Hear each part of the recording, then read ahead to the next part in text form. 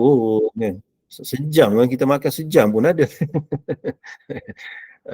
Sambil makan sambil bersembang. Saya makan 1 jam.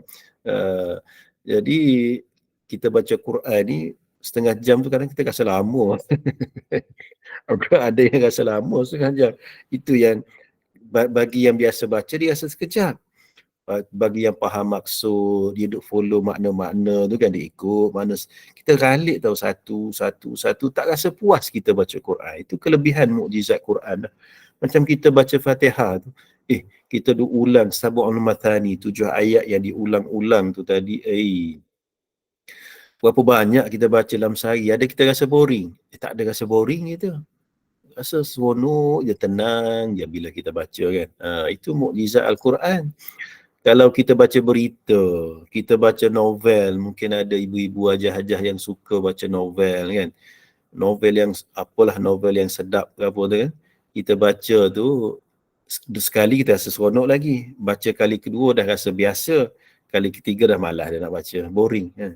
Tapi Quran antara mukjizat dia, walaupun kita baca makin banyak, kita baca makin rasa kemanisan mukjizat tersebut. Itu kelebihan yang Allah Subhanahu Wa Taala bagi pada Quran.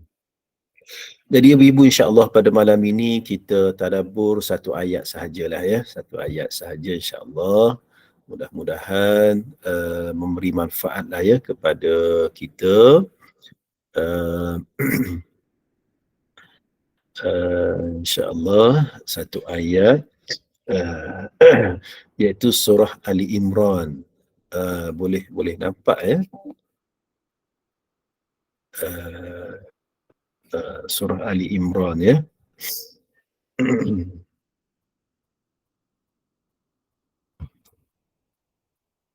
Alhamdulillah boleh nampak ya.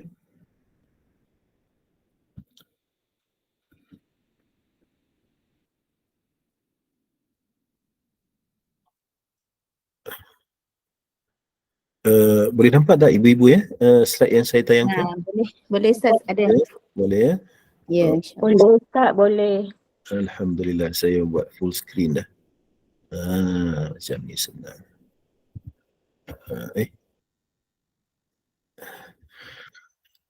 Baik, insya-Allah malam ni kita cuba tadabbur 1 ayat daripada surah Ali Imran, iaitu ayat ke-21 ya. Firman Allah Subhanahu Wa Taala, jom kita baca sama-sama ya. A'udzu billahi minasyaitonir rajim. Bismillahirrahmanirrahim. Innal ladzina yakfuruna biayatillah wa yaqtuluna an-nabiyyina bighairi haqq ويقتلون الذين يأمرون بالقسط من الناس فبشرهم بعذاب أليم. Sesungguhnya orang-orang yang mengkufuri, yang mengkafirkan, yang mengkufurkan ayat-ayat Allah dan membunuh para nabi-nabi tanpa alasan yang benar, dan membunuh orang-orang yang menyuruh manusia berbuat keadilan, berbuat baik, maka berilah berita gembira kepada mereka bahawa mereka akan menerima seksa yang sangat pedih. Dalam ayat yang ringkas ini, bila kita buka dalam satu tafsir, iaitu tafsir Ibnu Kathir, menyebut ayat ini diturunkan kepada ahli kitab, iaitu orang Yahudi. Orang Yahudi. Hari ini dah masuk hari yang keberapa, yang ke-15 saya ingat hampir 2 minggu selepas daripada berlaku pergolakan yang amat luar biasa lah. Tiap-tiap hari, setiap masa ibu-ibu duk tengok orang duk share keadaan di Gaza kan. Tentang perkembangan tu saya tak nak ulas lah kerana ibu-ibu boleh follow sendiri kan. Cuma pada malam ini kita nak tengok satu perkara lah yang Allah Subhanahu Wa Taala pernah ingatkan kepada kita tentang wajah orang Yahudi ni. Wajah ni maksudnya perangai dia lah. PN dia. Kenapa orang Yahudi ini sehinggakan satu bangsa yang Allah murkai. Orang Yahudi ni bangsa yang Allah murkai. Kan kita setiap hari, bukan setiap hari lah ibu-ibu, setiap masa kita sembahyang, kita baca Fatihah. Berapa kali sehari tu? Maknanya 5 waktu, 2 rakaat, 4 rakaat, dah jadi 6, tambah lagi 4 rakaat, jadi 10, tambah lagi 3 rakaat, 13, tambah lagi 4 rakaat, dalam 17, 18 kali sehari kita baca Fatihah. Dalam kita baca Fatihah tu, kita minta apa? Ihdinas siratal mustaqim, kan? Sebab itu waktu kita semayang, waktu kita baca Fatihah tu, bila kita sebut ihdinas siratal mustaqim tu, biar kita rasa kita minta dengan Allah. Sebenarnya memang kita minta dengan Allah. Ihdinas siratal mustaqim, ya Allah, tunjukkanlah kami ni jalan yang lurus. Ibn Abbas kata jalan apa? Jalan Islam. Walaupun kita ni dah Islam, tapi kita minta supaya Allah kekalkan kita pada jalan yang lurus. Siratal ladzina an'amta alaihim. Kan kita baca tu, macam mana jalan lurus tersebut? Jalan yang engkau telah bagi nikmat kepada mereka. Siapa? Para Nabi. Kita nak ikut jalan Nabi, para syuhada, orang soleh dan sebagainya. Ghairil maghdubi alaihim. Bukan jalan orang yang engkau murkai. Al-maghdub. Orang yang engkau murkai. Siapa? Jalan orang-orang Yahudi. Yahudi ni bukan kita je marah. Bukan di zaman Hitler tu kan, kena bantai. Di zaman Nebuchadnezzar lagi tu, dah kena belasah, kena bantai. Kerana sikap mereka lah. Malah Allah sendiri pun marah. Walaupun tak semualah orang Yahudi, ada orang Yahudi yang beriman di zaman baginda Nabi, ramai juga. Sayyidina Ubay bin Ka'ab, keturunan Yahudi tapi alim dia, beriman dia, dan ada ayat-ayat yang menceritakan bagaimana hebatnya ahli kitab yang belajar kitab-kitab mereka, kemudian beriman dengan Allah Subhanahu wa taala. Abdullah bin Salam, ramai lagi. Tapi nak cerita yang ni, dalam ayat ini ditujukan kepada Yahudi yang ingkar. Yang kerah kepala, yang sombong, yang jahat ini. Allah pun marah. Ghairil maghdubi alaihim, bukan orang yang engkau murkai, yakni orang Yahudi. Rasulullah pun marah. Kan kita tengok dalam dalam bagaimana baginda Nabi sallallahu alaihi wasallam, Rasulullah sendiri ibu-ibu dengan orang Yahudi ni banyak masalah ketika di Madinah. Kan asalnya lepas Rasulullah hijrah ke Madinah tu, di Madinah tu ada pelbagai etnik lah, ada pelbagai bangsa. Kalau orang Islam di Madinah namanya kaum Ansar. Orang Mekah yang hijrah ke Madinah golongan Muhajirin, kan. Kaum Ansar itu ada 2 etnik yang besar, kabilah yang besar, Khazraj dan juga ada dua kabilah yang besar tu, kan. Kemudian di samping itu ada kabilah-kabilah Yahudi. Ada Yahudi Bani Quraizah, ada Yahudi Bani Nadir, ada Yahudi Bani Qainuqa, macam-macam Yahudi. Mula-mula bila baginda Nabi SAW sampai dan baginda sebagai ketua di Madinah, mereka buat perjanjian dengan Nabi. Ada satu disebut sebagai Piagam Madinah. Pernah dengar kan? Saya cerita ringkas-ringkas ya. Piagam Madinah. Antara Piagam Madinah banyaklah disenaraikan apa benda peraturannya satu-satu, kan, supaya menjaga keamanan di Madinah. Dan baginda buat ikatan perjanjian dengan orang Yahudi, jangan duk bergaduh. Sebab orang Yahudi ni antara perangai dia suka memecah belahkan masyarakat Arab tu. Aus dan Khazraj tu berperang beratus-ratus tahun. Beratus tahun berperang. Siapa yang hasut? Yahudi ni lah. Kan? Sampaikan Bani Nadir sebagai contoh, kan. Dah buat perjanjian, jangan duk bergaduh. Sehingga bergaduh dia orang sampai berbunuh-bunuhan. Bila berbunuh-bunuhan, baginda pergi untuk berbincang. Diperintahkan oleh Allah supaya Bani Nadir ini membayar diat. Diat kesalahan membunuh, kan. Bayar diat. Nabi pergi nak bincang. Bila baginda pergi, apa yang berlaku? Dia orang cuba memerangkap Rasulullah dan cuba menjatuhkan batu yang besar daripada bumbung rumah mereka supaya kena pada Rasulullah sallallahu alaihi wasallam, nak bunuh Nabi. Kita tengok bagaimana jahatnya dia. Sampai peringkat itu sehingga akan turun ayat suratul apa? Suratul Hasyr. Suratul Hasyr. Kemudian bagaimana di saat-saat hujung usia baginda, orang Yahudi ini meracuni Rasulullah sallallahu alaihi wasallam sehingga baginda diracun. Kan di hujung usia Nabi, baginda menyatakan pada para sahabat, Allah, aku rasa sakit kesan daripada sedikit racun yang masuk ke mulut aku, terkena pada iliu aku, kan. Sakitnya baginda Nabi sallallahu alaihi wasallam. Allah, orang Yahudinya, perangai dia, inilah disebut yakfuruna bi ayatillah. Mereka ini engkar dengan ayat-ayat Allah. Sebab itu disebut mengapa orang Yahudi ini dimurkai oleh Allah. Antara sebabnya ialah yang pertama, mereka ini tahu kebenaran tetapi kufur kepada kebenaran, tak nak ikut kebenaran. Yang diorang hijrah ke Madinah dulu tu, kenapa? Kerana nak tunggu kedatangan dan kelahiran Nabi yang terakhir yang disebut dalam kitab mereka. Nabi yang terakhir namanya Ahmad akan muncul di satu tempat yang subur dengan pokok tamar, tanahnya hitam. Mereka cari, selidik, lokasi yang paling hampir, lokasi yang paling tepat sebagaimana disebut dalam kitab mereka itu ialah Madinah. Itu yang berbondong-bondong Bani Quraizah, Bani Nadir, Bani Qainuqa dan sebagainya datang berhijrah ke Madinah mengharapkan Nabi yang terakhir itu dalam kalangan keturunan dia orang. Sedangkan mereka tahu tentang sifat-sifat Nabi akhir zaman.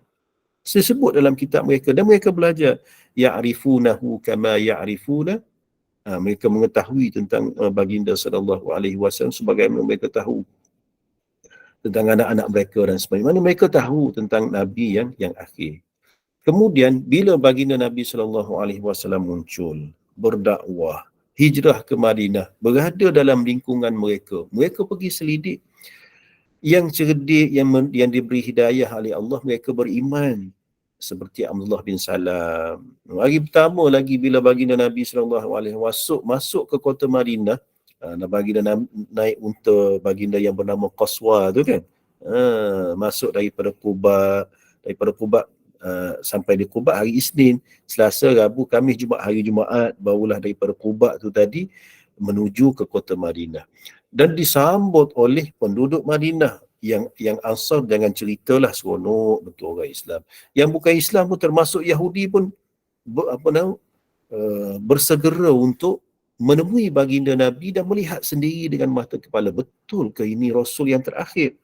Mereka tengok, contoh Allah bin Salam, bila dia tengok dia kata, memanglah aku melihat keindahan wajahnya, aku melihat wajah baginda pun aku tahu wajah ini bukan wajah yang pendusta, kan. Kemudian Allah bin Salam tanya beberapa perkara sehingga confirm apa yang dia belajar daripada kitab Taurat dan juga kitab Injil dan sebagainya tu, itulah yang ada pada baginda Nabi sallallahu alaihi wasallam. Allah bin Salam beriman. Tapi yang lain-lain tu, Allah ingkar. Bani Nadir tadi sampai nak bunuh Rasulullah sallallahu alaihi wasallam. Dan akhirnya selepas beberapa siri keadaan yang berlaku, orang Yahudi dihalau daripada kota Madinah. Kenapa mereka dimurkai oleh Allah? Yang pertama sekali, mereka ini tahu kebenaran. Dia tahu benda yang benar, tapi mereka kufur, ingkar. Jadi kita ambil pengajaran. Yang pertama sekali, kita cuba mencari kebenaran. Macam mana nak cari kebenaran? Melalui ilmu, ibu-ibu, ya. Melalui kita belajarlah. Kita belajar dan kita berdoa supaya Allah memberikan petunjuk kepada kita untuk memilih kebenaran. Sebab itu ada satu doa, Allahumma arinal haqqa haqqa warzuqna ittiba'ah. Ya Allah, tunjukkanlah kami kebenaran itu sebagai satu kebenaran. Dan bantulah kami untuk mengikutinya. Wa arinal batila batila warzuqna ijtinabah. Dan tunjukkanlah kepada kami benda yang salah, benda yang batil itu batil. Dan rezekikanlah kami untuk menjauhinya. Kita minta dengan Allah selalulah. Bukan apa kadang-kala kita ni tak tahu nak mana satu yang betul, mana satu yang salah. Mintalah dengan Allah dan bersangka baiklah. Itu satu kan. Ada juga kadang kita tahu benda yang benar tapi kita tak mampu nak ikut yang benar tu tadi. Sebab tu kita minta warzuqna tiba'ah, rezekikanlah aku untuk ikut kebenaran tersebut. Kita tahu semayang sunat tu banyak pahalanya kan. Tapi bukan senang kita nak semayang sunat tu. Contoh kita kata, kita tahu ustaz-ustaz duduk mengajar, tutup guru duduk ajar, tiap-tiap malam janganlah tinggal suratul muluk. Mudah-mudahan kita ini terhindar daripada seksa kubur kan. Contoh, tahu. Tapi bila tiba time nak ikut tu, ya Allah, lihatnya nasib baiklah kita ada baca ramai-ramai ni kan. Jadi kita pun baca lah. Kalau kita duduk seorang-seorang, duduk ngadap astro, duduk ngadap TV kita, tumpas air lah kita malam-malam. Kalau time ada ada kuliah ada ni, tabarakalladzi biyadihil mulku wa bagus, alhamdulillah. Tapi bila kita tak join, lepas maghrib tu tak buka astro kan, tumpas air, jadi berlain. Jadi kita minta dengan Allah supaya Allah memberi kekuatan lah kepada kita. Bila kita tahu tentang sesuatu kebaikan, maka minta dengan Allah supaya Allah memberi kekuatan dan rezeki kepada kita untuk ikut kebaikan tersebut. Itu contohlah yang saya bagi. Sama juga dengan perkara-perkara yang batil. Minta dengan Allah, ya Allah, tunjukkanlah benda yang batil itu batil. Kadang-kadang sekarang ni ibu-ibu ya, benda yang betul diwarna-warnikan sehingga nampak tak betul. Kan, betul tak? Benda yang confirm salah. Confirm salah tapi diwarna-warnakan, nampak macam betul. Jadi kadang-kadang kita keliru. Oleh itu minta dengan Allah, wa arinal batila batila, tunjukkanlah aku ya Allah benda yang batil tu batil, warzuqna tiba'ah, dan rezekikanlah aku untuk aku ni tinggalkan kebatilan tersebut kan. Kadang kita tahu ini salah ni, tapi payah dah jadi tabiat kita, dah jadi rutin kita kan. Kita tahu apa nama mengumpat ke yang ini contoh, tapi bukan saya tahu grup-grup kita ni tak ada mengumpat-ngumpat ni, kita duk baca Quran je. Tapi seronok pula bila orang start start. Sebab tu bila contoh kita kata bergosip, seronok. Saya tak pernah tengok orang sedang bergosip tertidur. Tengah bergosip ni tapi tertidur, tak pernah saya tengok. Tapi kalau tengah baca Quran, tengah baca Yasin, majlis Yasin, ramai yang dia tengah baca Yasin tu tersengguk dia. Dah tiba-tiba dah baca doa. Jadi itulah dia punya cabaran kita lah. Itu satu dia punya wajah orang Yahudi yang pertama tadilah. Maknanya kufurkan tentang kebenaran walaupun mereka ni dah tahu kebenaran tersebut. Yang kedua ialah, ini yang berat ni, wa yaqtulunan nabiyyin, dan mereka ini membunuh para nabi. Allah, nabi dibunuhnya. Kita kata dibunuhnya nabi. Sebab itu kita tengok orang Yahudi hari ni kalau dia bunuh anak-anak kecil. Sebab tu saya, ibu-ibu yang kadang kawan-kawan saya daripada Palestin dan pelajar-pelajar saya pun ada daripada Palestin dan sebagainya, mereka ini duk hantarlah, duk share keadaan di sana, di bom kan. Ada seorang ayah tu, dia duk dokong anak dia tu tadi dah meninggal, dia dokong tu, dia buat macam kita duduk zikir kan. Dia sebenarnya untuk tenangkan hati dia. Kita tengok pun tak sampai hati, tengok budak kecil cari win mama ni, mana mak kan. Mak dia dah tak ada, mak dia dah meninggal. Yang tadi ada seorang student hantar daripada Palestin, satu keluarga 21 orang ke apa, 21 orang habis kan. tengah di jenazah diletakkan di depan orang tengah solat. Kita tak sampai hati kita nak tengok kan. Mereka ini dia orang bunuh kanak-kanak, bunuh wanita, bunuh sesama mereka pun kadang dia orang ni bunuh. Bagi mereka itu benda yang kecil. Kenapa? Mereka dulu bunuh Nabi. Nabi dibunuhnya. Apatah lagi anak-anak yang kecil, bagi mereka tak ada apa. Sebab itu, ialah kawan-kawan saya yang belajar dulu, dia selalu cerita, dia kata, you tahu tak bendera Israel itu, kan ada bintang macam bintang tu warna putih biru tu kan, bintang di tengah, atas tu ada jalur kat atas, jalur kat bawah tu kan. Dia punya doktrin dia kepada anak-anak dia orang lah. Hak al-Israel minni li Furat. Hak milik orang Israel itu daripada sungai Nil sampai sungai Furat. Dua jalur tu sungai. Satu sungai Nil. Mana sungai Nil? Di Mesir. Sungai Furat di Iraq.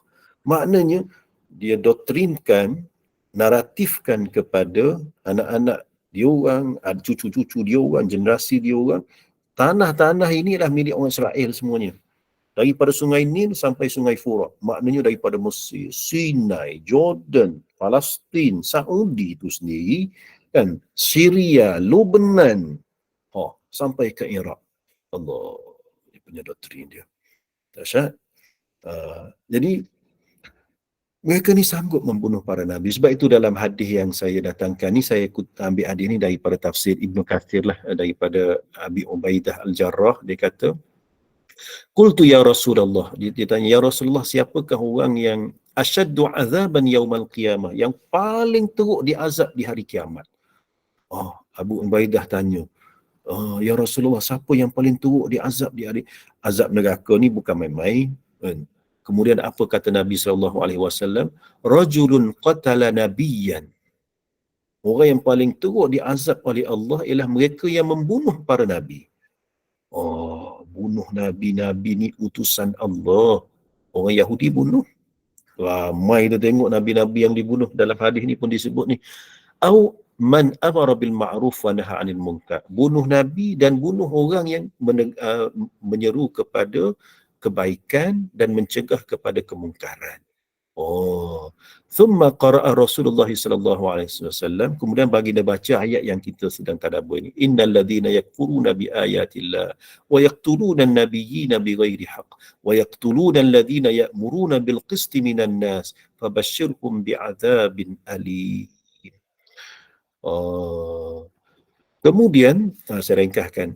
Kemudian Abi Ubadah berkata, kemudian baginda berkata kepada ya Aba Ubaidah, wahai Aba Ubaidah, qatalat Banu Israel 43 nabiyyan.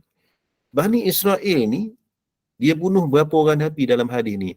43 orang nabi dibunuh. Allahu Akbar. Kita sejahat-jahat manusia yang biasa, kan, yang samseng-samseng pun, nak langgar kucing pun takut kan. Itu kalau naluri manusia lah kan. Nak langgar kucing pun takut. Ini kan bunuh orang. Bukan bunuh orang biasa, bunuh Nabi. 43 para Nabi telah dibunuh oleh orang Yahudi. Min awwali naharin fi sa'atin wahidah. Dalam masa satu hari. Satu masa je, 43 orang dibunuh. Faqama 170 rajulan min Bani Israel. Kemudian bila nabi-nabi ini dibunuh, maka berdirilah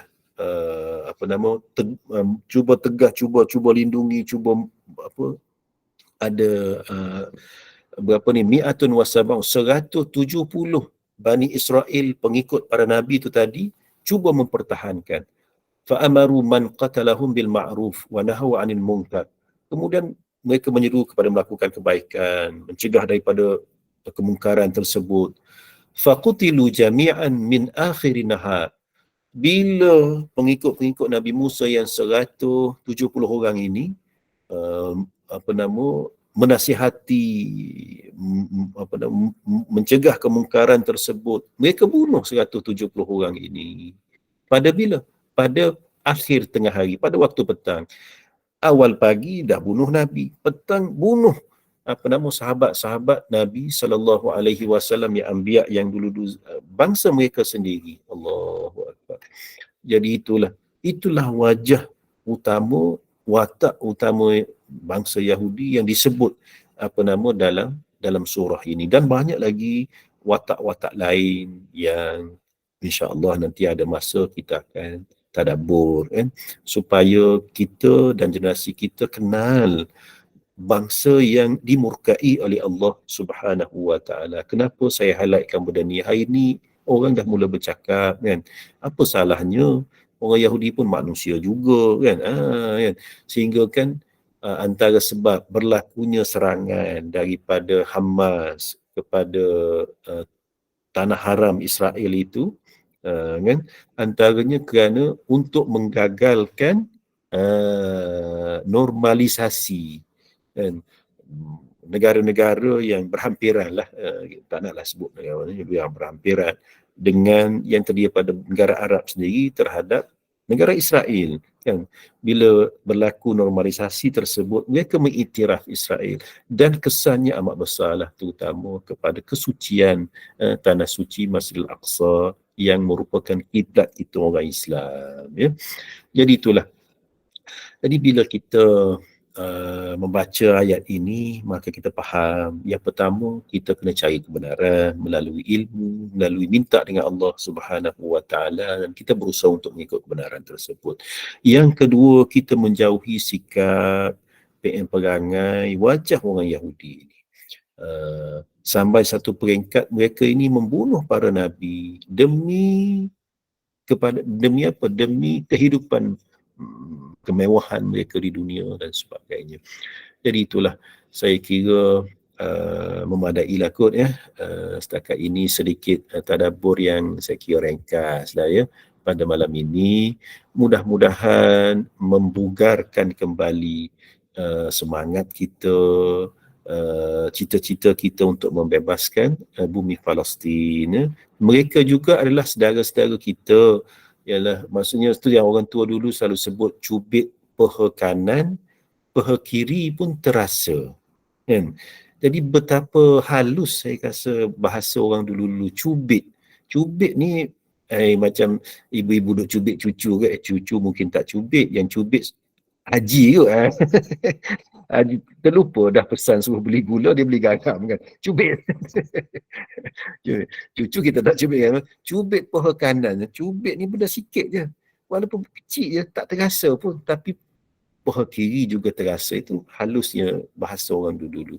Kenapa? Kerana al-muslim akhul muslim, orang Islam bersaudara dengan orang Islam yang lain. Yashudduhu ba'duhum ba'da, saling menguat antara satu sama lain, kan. Umpama dalam hadis yang lain, umpama satu anggota badan, kalau satu anggota sakit, seluruh badan yang lain pun tak boleh nak tidur. Gigi sakit, gigi sakit, tangan pun pergi ambil kunci kereta, kaki pun tekan kereta punya ni, tangan pun bawa steering pergi ke klinik. Satu badan pergi, bukan kata gigi kamu sakit kamu pergi sendirilah, kaki kata aku nak rehat kat sini nak tengok TV, mata kata aku nak tidur. Tak ada. Samalah juga, je. Jadi kita bantulah setakat yang kita boleh bantu. Yang pertama dari segi kesedaran, bagilah kesedaran kepada anak-anak cucu kita tentang persaudaraan kita umat Islam, ya. Kemudian apa yang kita mampu doa, kita mampu bagi sumbangan, bagilah sumbangan. Itulah, mudah-mudahan bila kita di hadapan Allah besok, bila ditanya apa yang kamu buat, dengan bila melihat saudara kamu dalam keadaan yang demikian, kita kata, ya Allah, aku usaha begini. Mudah-mudahan kita ada jawapan di sisi Allah Subhanahu wa ta'ala. Jadi saya kira memadailah setakat ini, ibu-ibu, ya. Apa yang baik datangnya daripada Allah, yang terkurang secara bahasa adat dan adabnya disandarkan pada kelemahan diri saya lah. Aqulu qawli hadha wa astaghfirullahal azim li wa lakum. Wassalamualaikum warahmatullahi wabarakatuh. Saya serah kembali kepada Ustazah ya. Baik, Alhamdulillah. Syukran jazilan kasiran Al-Fadhil Ustaz Dr. Nur Razi di atas pimpinan bacaan surah-surah pilihan kita pada malam ini dan juga tadabbur yang ringkas tetapi sangatlah padat dengan isi-isi kandungan. Semoga kita semua dapat memahami siapakah bangsa Yahudi yang sebenarnya daripada zaman dulu hinggalah sekarang, dan semoga kita sama-sama dapat sampaikan pula kepada anak-anak cucu dan juga generasi akan datang kepada siapakah sebenarnya kaum ataupun golongan Yahudi ini, sebab kadang-kadang budak-budak dia tengok YouTube, dia tengok TikTok, Ustaz, sebenarnya dia tak faham pun, dia tak tahu sejarah kan, sejarah bangsa itu. Jadi tugas kita lah sahabat-sahabat yang mendapat ilmu pada malam ini, dan semoga sama-sama kita dapat aplikasikan, sampaikan kepada orang lain, semoga sama-sama beroleh manfaat dan juga keberkatannya, insya-Allah. Baik, terima kasih Ustaz sekali lagi dan juga seluruh jemaah Halaqah Maya yang sudi bersama-sama Kelab Sahabat Pencinta Al-Quran yang terus menginfakkan sumbangan. Semoga dibalas Allah dengan sebaik-baik ganjaran kebaikan, insya-Allah. Baik, untuk itu saya mohon ampun dan maaf sekiranya ada tersalah kata, terlanjur bicara. Yang baik itu daripada Allah, dan saya serahkan kembali majlis kita kepada Al-Fadhil Ustaz Dr. Nur Razi untuk sama-sama kita akhiri dengan sedikit bacaan doa dan juga tasbih kafarah serta suratul As. Boleh Ustaz? Boleh. أعوذ بالله من الشيطان الرجيم بسم الله الرحمن الرحيم الحمد لله رب العالمين والصلاة والسلام على رسول الله وعلى آله وأصحابه أجمعين اللهم اغفر لنا ذنوبنا ولوالدينا وارحمهم كما ربونا صغارا اللهم انصر الإسلام والمسلمين والمستضعفين والأطفال والمجاهدين في الغزة اللهم انصر الإسلام والمسلمين والمجاهدين والأطفال والمستضعفين في فلسطين اللهم انصر الإسلام والمسلمين والمجاهدين والأطفال والمستضعفين في كل مكان وفي كل زمان ربنا آتنا في الدنيا حسنة وفي الآخرة حسنة وقنا عذاب النار والحمد لله رب العالمين taqabbal Allahu minkum. Kita tangguhkan kita punya perjumpaan ini dengan tasbih kafarah dan suratul Asri. Subhanakallahumma wa bihamdika asyhadu an la ilaha illa anta astaghfiruka wa atubu ilaik. Bismillahirrahmanirrahim. Wal 'asri innal insana lafi khusrin illa alladhina amanu wa 'amilus salihat wa tawasaw bil haqqi wa tawasaw bis sabr. Assalamualaikum warahmatullahi wabarakatuh. Waalaikumsalam.